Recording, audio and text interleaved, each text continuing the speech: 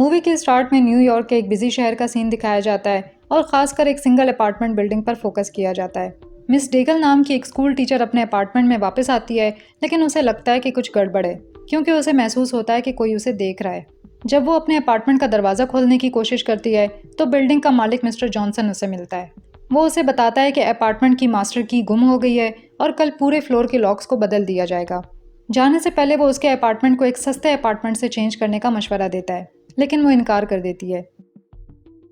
अब अंदर जाने पर पता चलता है कि वो अपने भाई ब्रैड के साथ रहती है, जो बुरी तरह से पैरालाइज्ड है। वो उसे कहती है कि उसे दूसरे कमरे में अपने स्टूडेंट्स के पेपर्स चेक करने हैं और जाने से पहले उसके लिए कुछ म्यूज़िक लगा देती है। लेकिन जैसे ही वो पेपर्स पर काम शुरू करने वाली होती है, उसके भाई के कमरे में एक खौफनाक वाक़या पेश आता है और करीब का दरवाज़ा खुद ब खुद खुल जाता है। तभी मिस डेगल को ब्रैड के बड़बड़ाने की आवाज़ें सुनाई देती हैं और जब वो उसके कमरे में वापस आती है तो देखती है कि म्यूज़िक बंद हो गया है और वो काफ़ी बेचैन और घबराया हुआ है। फिर वो दोबारा म्यूज़िक लगाती है और अपने भाई को तसल्ली देती है कि सब कुछ ठीक है। फिर वो पेपर्स की ग्रेडिंग में मसरूफ़ हो जाती है कि अचानक मॉनिटर पर ब्रैड के कमरे में किसी को देखती है और काफ़ी घबरा जाती है।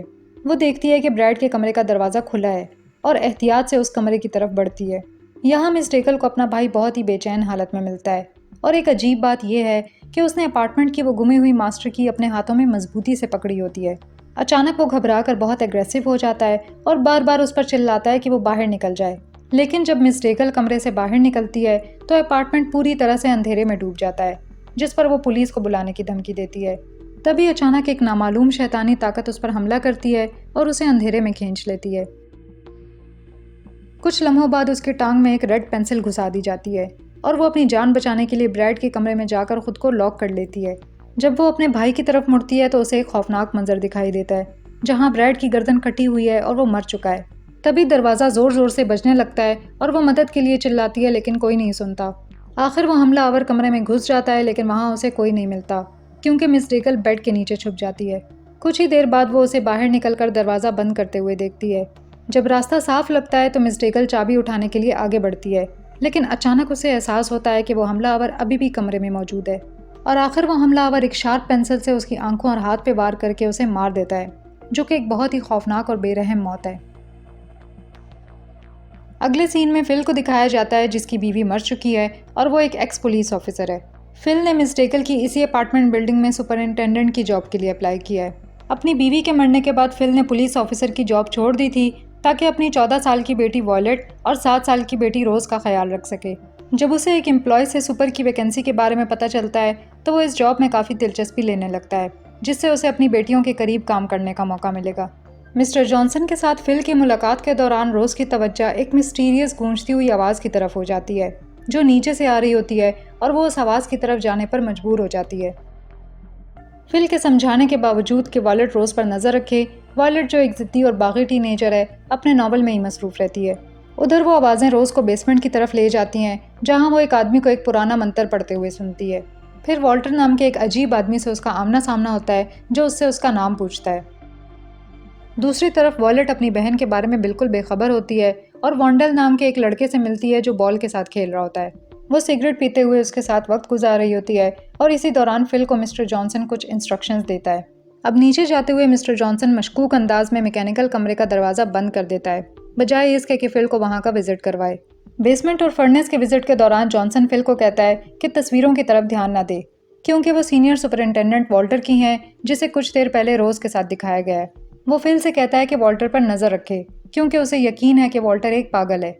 अब चूंकि स्टाफ के क्वार्टर्स खाली नहीं है, इसलिए फिल वक्ती तौर पर बेसमेंट के एक पुराने और ख़राब अपार्टमेंट में रहने का फैसला करता है। जब विजिट ख़त्म होता है और वो लॉबी में वापस आता है तो पता चलता है कि रोज़ और वॉयलेट गायब हैं। उसे वहाँ की एक रेजिडेंट बेवर्ली से पता चलता है कि उसने एक 14 साल की लड़की को बेसमेंट के दरवाजे के करीब देखा था। आखिर फिल वॉयलेट को वॉन्डेल के साथ सिगरेट पीते हुए देखता है और जब वॉन्डेल चला जाता है तो वो उससे रोज़ के बारे में पूछता है। फिर रोज़ नीचे से फिल को आवाज़ लगाती है और कहती है कि उसे वॉन्डेल की तरह एक बॉल चाहिए। इसी बीच बेवर्ली ये कंफर्म करने के लिए उनके पास आती है कि सब कुछ ठीक है और बहुत अच्छे से फिल से अपना तारुफ करवाती है। बेवर्ली के जाने के बाद रोज़ कहती है कि उसे ये जगह पसंद नहीं आई, लेकिन फिल उसे यकीन दिलाता है कि उसे ये जगह ज़रूर पसंद आएगी। इसके बाद वॉल्टर अपने बेसमेंट में मंत्र पढ़ता रहता है, जिसके बाद मिसेस ग्रे को अपने लिविंग रूम में किसी की मौजूदगी का एहसास होता है। वो अपना बड़ा चाकू टेबल पर रखती है कि अचानक टीवी खुद ब खुद ऑन हो जाता है वो उसे बंद कर देती है, लेकिन फिर देखती है कि उसका चाकू गायब है। फिर उसे अपने फ्रंट डोर के लॉक की आवाज़ सुनाई देती है। अचानक वो अपने किचन में एक तेज़ आवाज़ सुनती है और देखती है कि उसके कुत्ते ने डिनर की प्लेट गिरा दी है। तभी एक शैतानी ताकत उसकी पीठ में छुरा घोंप देती है और वो फौरन मर जाती है। दूसरी तरफ फिल की फैमिली के लिए सूरत हाल खौफनाक होने लगती है जब रोज़ अपने दरवाजे के कुंडे को हिलता हुआ देखती है। फिल एहतियात से पीप होल से झांकता है और देखता है कि वॉल्टर दरवाज़ा खोलने की कोशिश कर रहा है। वॉल्टर डिस्टर्ब करने के लिए माजरत करता है और कहता है कि उसे लगा था कि कमरा खाली है। फिर वो रोज़ पर एक खौफनाक नज़र डालता है और कुछ कहे बगैर चला जाता है, जिससे रोज़ बहुत डर जाती है। अगले दिन जब फिल मिस डेकल के अपार्टमेंट को खाली कर रहा होता है तो उसे हुलियो नाम का एक और सुपर मिलता है। हुलियो उसे बताता है कि रिपोर्ट के मुताबिक मिस डेकल अपना सारा सामान पीछे छोड़कर यहाँ से शिफ्ट हो गई है। फिल को अपनी नई जगह के लिए कुछ सामान की ज़रूरत होती है और मिस डेकल का फर्नीचर अब किसी काम का नहीं है, इसलिए फिल उसे इस्तेमाल करने का फैसला करता है और हुलियो की मदद से फर्नीचर उठा लेता है।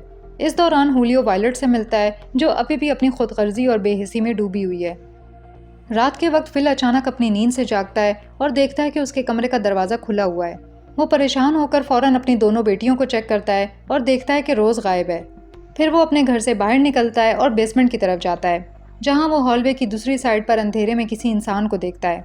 जब वो साया गायब हो जाता है तो फिल रोज़ को ढूंढने लगता है और आखिर वो उसे फर्नेस के सामने खड़ा देखता है, जो आग के शोलों को गौर से देख रही होती है।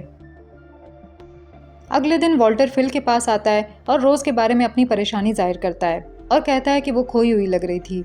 फिल इस बात पर हैरान होता है क्योंकि उसने इससे पहले कभी वॉल्टर को रोज़ का नाम नहीं बताया था। इससे फिल को अपनी बेटी की सेफ्टी के बारे में फिक्र होने लगती है, ख़ास तौर पर उस अजीब वॉल्टर की मौजूदगी में।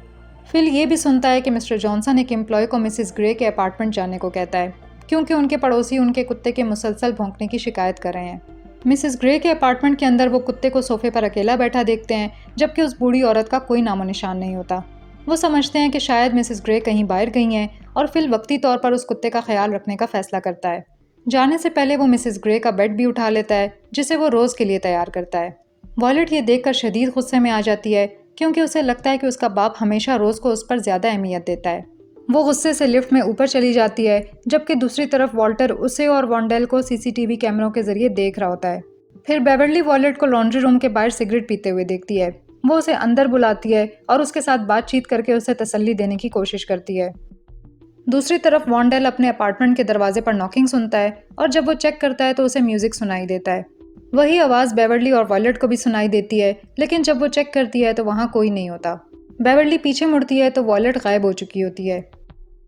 इसी वक्त वॉन्डेल को ज़मीन पर एक स्क्रू ड्राइवर दिखाई देता है, लेकिन जब वो इसे उठाने के लिए झुकता है तो वही शैतानी ताकत उसे खींच लेती है और उसकी जान ले लेती है।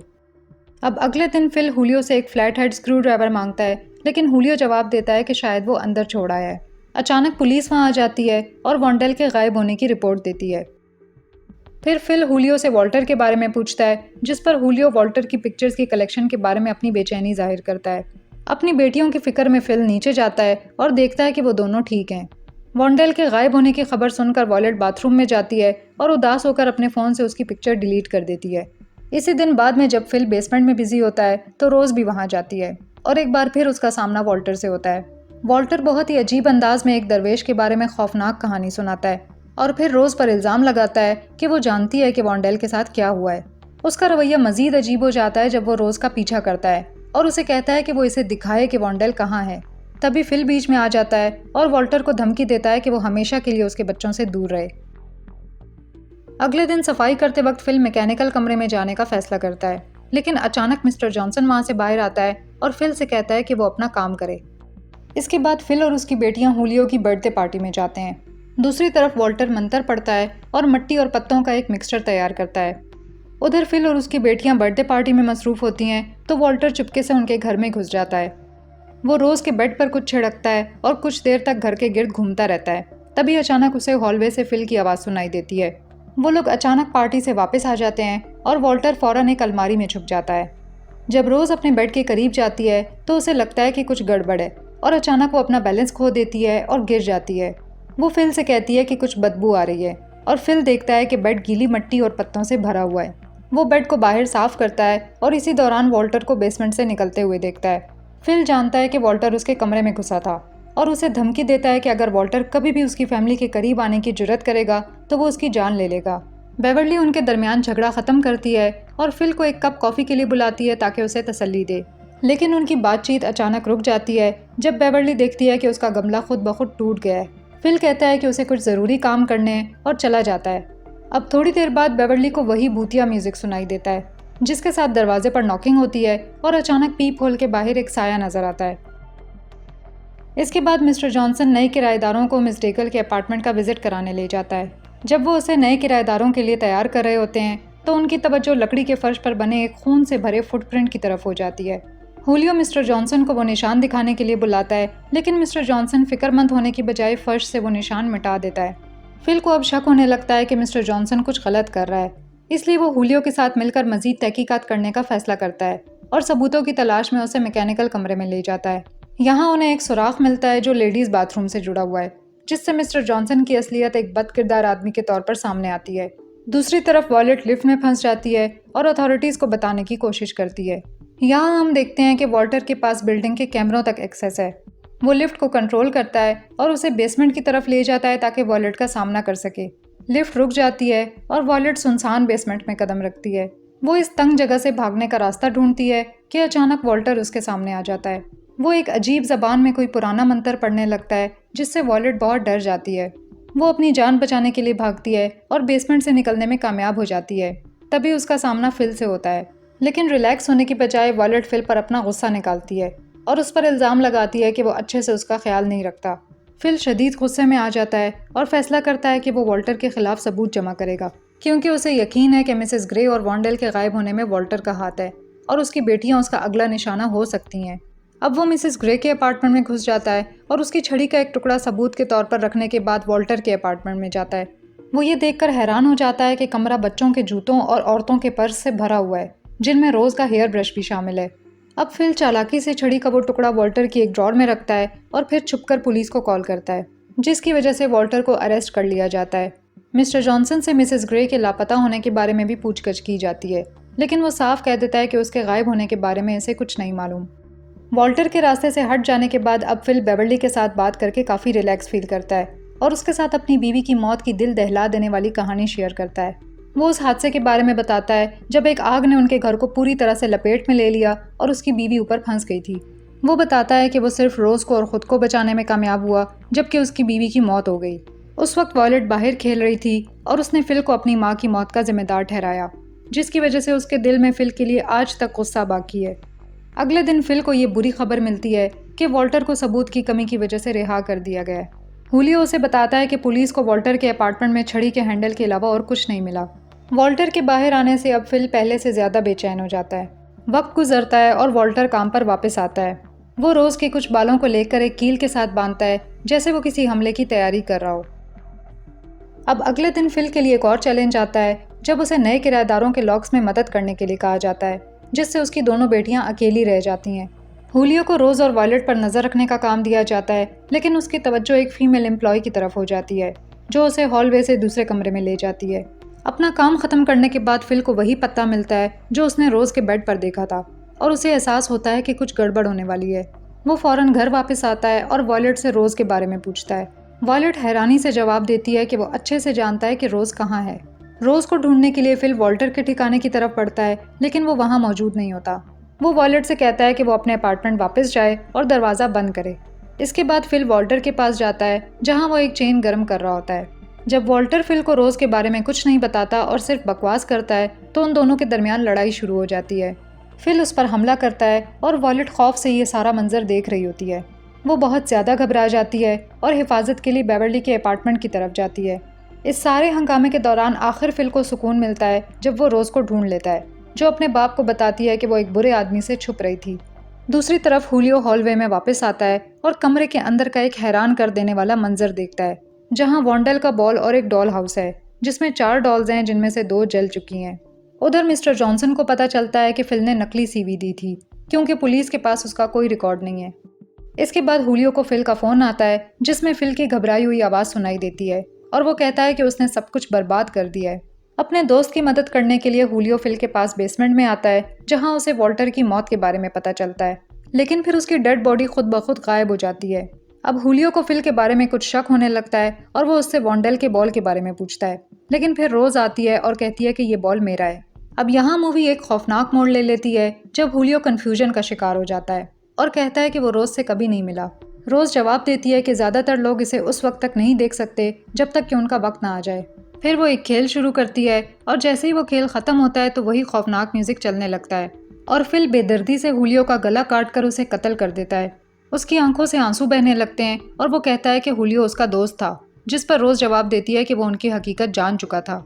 अब यहाँ असल हकीकत पता चलती है जब वायलेट बेवर्ली को रोज के बारे में बताती है और कहती है कि उनका घर 7 साल पहले जल गया था और पता चलता है कि रोज वायलेट की जुड़वा बहन थी जो 7 साल की उम्र में ही मर गई थी। बेवर्ली कहती है कि उसे यकीन नहीं आ रहा क्योंकि फिल हमेशा रोज का जिक्र करता है, जिस पर वायलेट कहती है कि सिर्फ उसका बाप और वॉल्टर ही रोज को देख सकते हैं। दूसरी तरफ जब मिस्टर जॉनसन फिल का सामना करने वाला होता है तो वो एक खौफनाक मंजर देख लेता है जहाँ फिल हुलियो की बॉडी को जला रहा होता है।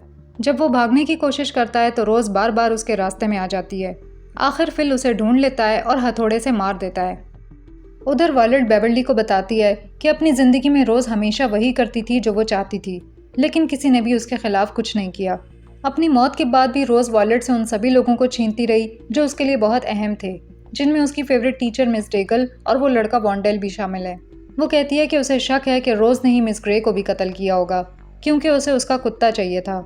वायलेट ये भी बताती है कि रोज़ ने जानबूझकर घर में आग लगाई थी ताकि अपनी माँ को मार सके, जो उसकी गलतियों के लिए उसे सज़ा देती थी। अचानक रोज़ वहाँ आ जाती है और बताती है कि जब वायलेट ने हमारे बाप को मेरी सच्चाई के बारे में बताया तो उसने मेरी गर्दन तोड़ दी और मुझे खिड़की से बाहर फेंक दिया। ये जानने के बाद कि बेवर्ली रोज़ को देख सकती है, वायलेट को इस बात का एहसास होता है कि उसे फ़ौरन यहाँ से भागना होगा, वरना फिल बेवर्ली को भी मार देगा। बेवर्ली समझ नहीं पाती कि ये सब क्या हो रहा है जब तक कि वो रोज़ और फिल को एक साथ बेसमेंट में देख नहीं लेती। जब फिल उसे नुकसान पहुँचाने की कोशिश करता है तो वायलेट दरमियान में आ जाती है, जिससे बेवर्ली को भागने का मौका मिलता है। इस अफरा तफरी के दौरान अचानक वॉल्टर सामने आता है और फिल के सर पर वार करके उसे बेहोश कर देता है। फिर वो उसी मिट्टी के मिक्सचर का इस्तेमाल करते हुए रोज़ को बेहोश कर देता है और उस गर्म चेन के अंदर उसे कैद कर देता है। अब वॉल्टर फ़ौरन एक मंत्र पढ़ना शुरू करता है और रोज़ के दोनों हाथों और पाँव में कील घुसा देता है, जिससे वो शदीद दर्द से चीखने लगती है। यहाँ वॉलेट अपनी बहन को उसकी मौत के बाद पहली बार देखती है। छोटी बच्ची को तकलीफ में देखकर बेवर्ली मदद करने की कोशिश करती है, लेकिन वॉलेट उसे रोकती है और कहती है कि वॉल्टर के मंत्र ज़रूरी हैं। अब जब मंत्र ख़त्म होने ही वाले होते हैं तो बेवर्ली वॉल्टर के सर पर वार कर देती है, जिससे फिल को रोज़ को बचाने का मौका मिल जाता है। फिल वॉल्टर पर वार करके उसे कत्ल कर देता है, जबकि मरने से पहले वॉल्टर कहता है कि वो सिर्फ मदद करना चाहता था। अब जब वो बेवर्ली को नुकसान पहुंचाने वाला होता है तो रोज़ बीच में आ जाती है और अपने बाप से कहती है कि बेवर्ली को नुकसान ना पहुंचाए क्योंकि उसे एक माँ की ज़रूरत है। आखिर फिल अपनी फैमिली को बिल्डिंग से बाहर ले जाता है और बेवर्ली को वार्न करता है कि अगर वो बचना चाहती है तो बिल्कुल वैसा करे जैसा रोज़ कहती है। वो रोज़ से पूछता है कि क्या ये सब ख़त्म हो गया है, लेकिन रोज़ एक खौफनाक अंदाज में कहती है कि ये तो सिर्फ शुरुआत है। अब क्रेडिट्स के दौरान एक छोटा सा सीन दिखाया जाता है जहां हम उसी खौफनाक बेसमेंट को देखते हैं और ये पता चलता है कि वॉल्टर अभी भी जिंदा है और इसके बाद मूवी ख़त्म हो जाती है। मूवी आपको कैसी लगी कमेंट करके ज़रूर बताएं। वीडियो को लाइक करना ना भूलें और ऐसे ही मूवी रिकैप्स देखने के लिए चैनल को सब्सक्राइब करें। Thanks for watching.